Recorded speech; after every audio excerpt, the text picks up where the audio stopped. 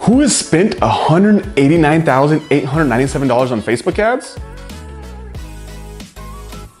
Me.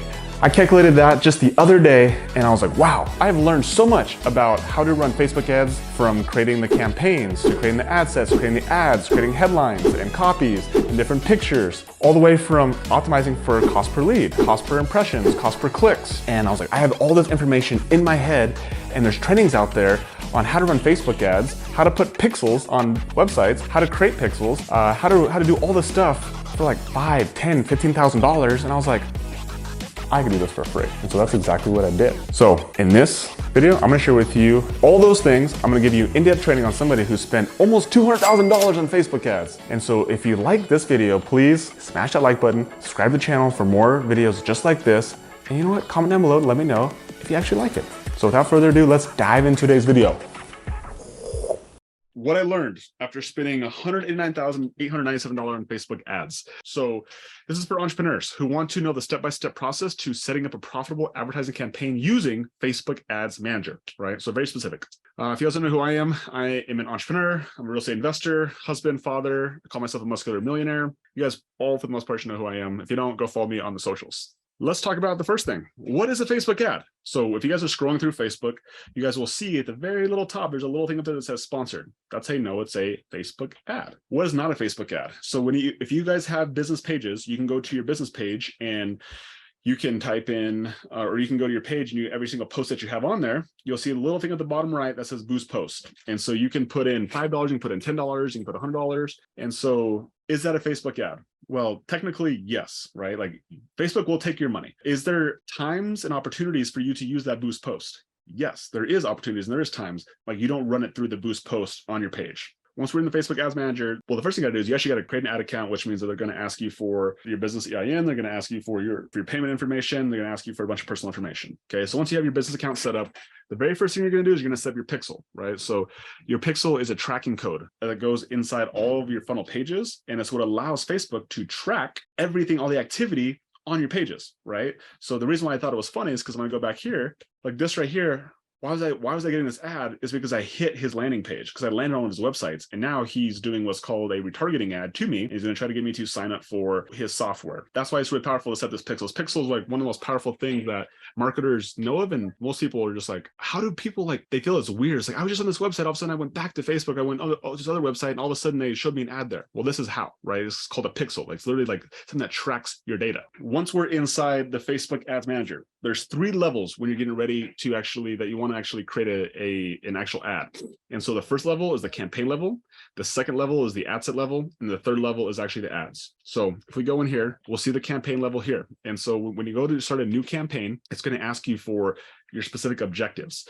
And so these objectives could be awareness, this could be traffic, this could be engagement, this could be leads, it could be your promotion to your app, it could be sales. And so you're going to pick an objective. And so the one I've used nearly every single time is leads, right? Because we're optimizing for conversion. And so on the ad set level, you're going to pick what you're optimizing for, your conversion, for your budget, audience, placements, and you're going to optimize for delivery. So when we talk about conversion, are you going to be converting to a website? Are you converting to an app? You want to convert people to WhatsApp? You want to convert people to Facebook Messenger? Or do you want to convert people to calls? Basically, you're going to tell Facebook what you want, and they're going to optimize for this conversion process. That's what makes Facebook really, really cool. After you pick the conversion, you're going to pick your budget, right? So you're going to set a daily budget. You can put on there, I believe that there's a minimum, maybe of $5 or $10. When you're first getting started, they might actually set a maximum for you. So maybe you can only spend $25 to start with. But eventually, as you start to ramp up your ad account, you start to actually like pay and your payments go through, you can spend as much money as you possibly can on Facebook. And so you'll set the daily budget. You can set an end date. Like if you have like a where you have a campaign that's ending on a specific day, you can set an end date there so it automatically shuts off. You can set specific times and days. You actually can get really cool and do rule sets.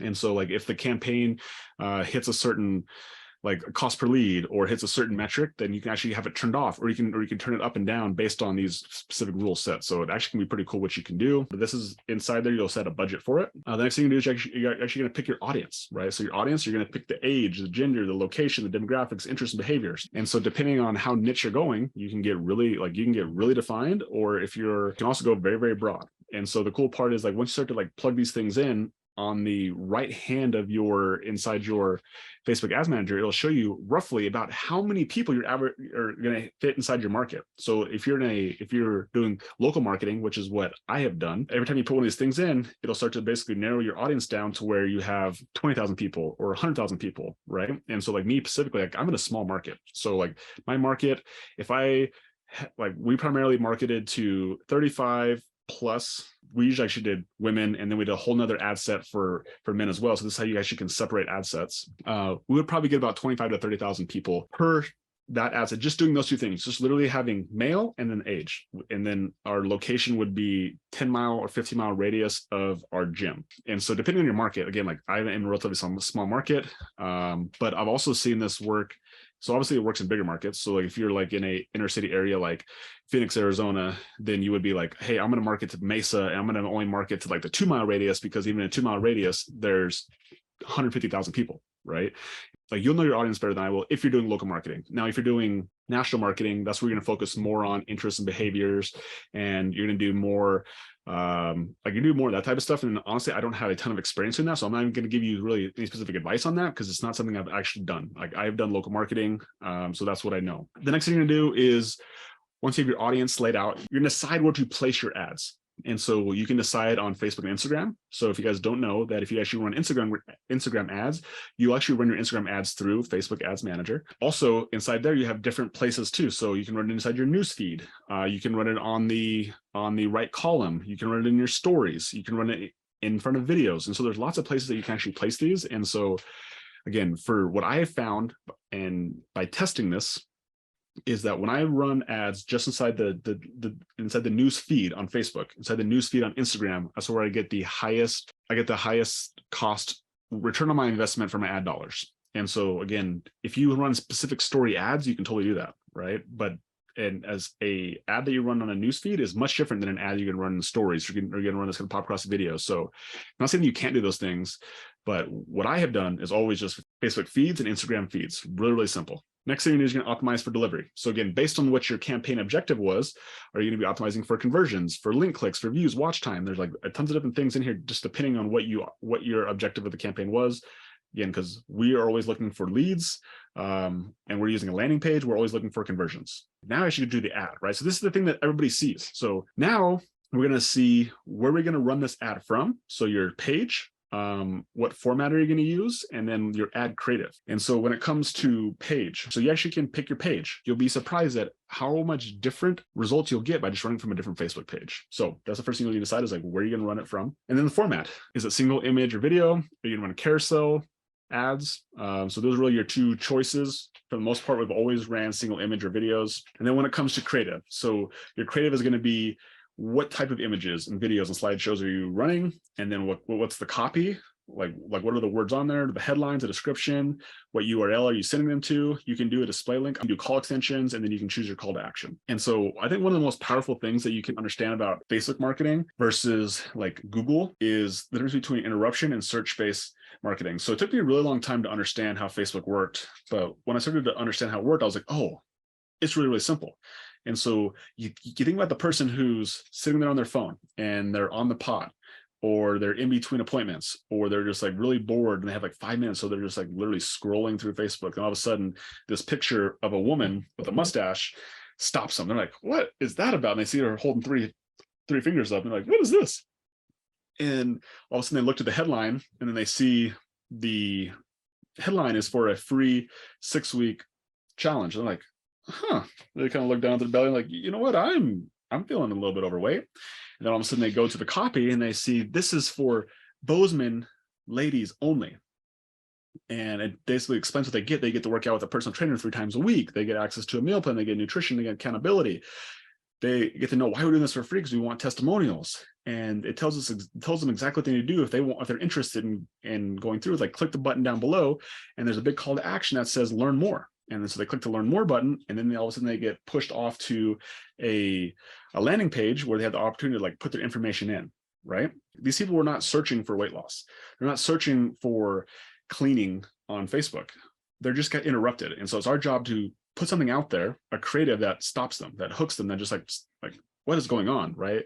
And When you understand that, all of a sudden, like what you're putting in there doesn't necessarily have to do anything with your product or service. The whole goal for the creative is to stop them. Again, it could be the pictures, it could be the headlines. There's lots of different ways that you can get someone curious enough to click off Facebook to go to your landing page to get your information, right? And then once you have the information, then the actual real work starts. That's when you're following up with them on texting or calling them or emailing them, right? Now you actually have their information. So this is an example of some ads that we used, what was that, 4 years ago, looks like. And then I even found this one too, right? So again, this is interruption marketing. You get their attention with the video pick, you present their offer, the headline, you present the benefits with the copy, and you tell them what to do next, right? With the call to action. And you actually want to tell them what to do next, not just the call to action on the ad, but you want to tell them in the video and the picture. You want to tell them inside the headline, or not in the headline, excuse me, but inside the copy as well. And so the more of these things you can do, the higher likelihood of this person is actually to click off. So you see this picture right here, like, what is this guy doing, right? And so you guys can see one of these ads. Uncut version. What's up, Postman? We're looking for 40 local dudes to participate in our free 6-week challenge. So, what do you get for this challenge? You get to work out with a personal trainer 3 times a week, not 6, but 3. All right? You get to have a custom meal plan that tells you exactly what to eat 7 days a week. Yes, 7.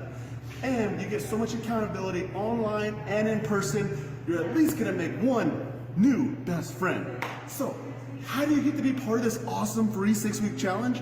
All you have to do is click the link above or click it below, wherever your eyeballs can see it, and put your information in, and we'll send you a text, and we will see you soon. So there you go. There was an example of an ad that we ran. And again, it does a little bit of all that stuff, right? So got their attention. Like this was like the screenshot right here. So you see this guy doing something. You don't even know exactly what it is. It could be obviously it was a cartwheel, but it could have been a handstand. But like someone stopped, right? And all of a sudden they clicked on the video and then they heard me talk about the free 6-week challenge. I told them what to do, present all the benefits to them. And so this is like an ad really, really well.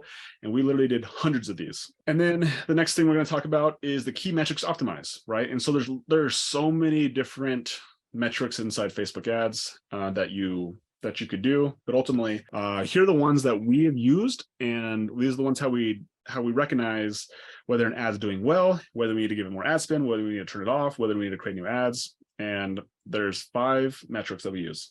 First one is cost per lead. So really, really simple. Like if we're putting in $5 and we get 5 leads out, it's costing us $1 for every single lead. Our CPMs, these are cost per 1,000 impressions. So this is literally like an ad thing, right? So your cost per 1,000 impressions. So this is going to dictate based on your market. It's going to dictate on your offer, but this is going to be a number that is like, there's no necessarily like good number, just like there's no good number for cost per lead. Like a good number for cost per lead is dependent really on your back end of your business, right? If you're able, like if your average lifetime value of your customer is $1,000 and you're getting $5 leads and you're converting at 20%, that means that it's costing you $20 to get a sale. And so if your average lifetime value is $1,000, then like you can market like as much as you possibly can. So until that, you're not able to, you can spend as much up until your lifetime value of your customer, right? That's essentially what you're able to do. So what is a good cost per lead? It really depends on what is lifetime value of your customer. So the better you are a business, the bigger runway you have for your cost per lead,